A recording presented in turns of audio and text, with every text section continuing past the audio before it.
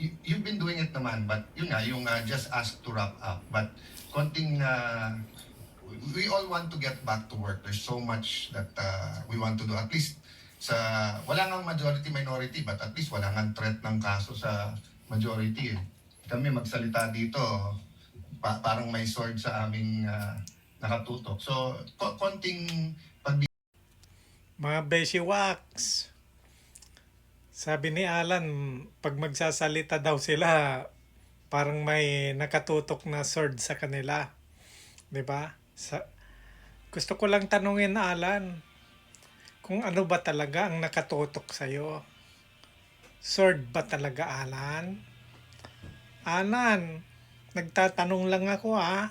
Sword ba talaga ang nakatutok sa'yo? Ha? Hmm. Nagtatanong lang, baka sakaling tinik lang yon. Alan, sword ba yon talaga ang nakatutok sa'yo? Ha?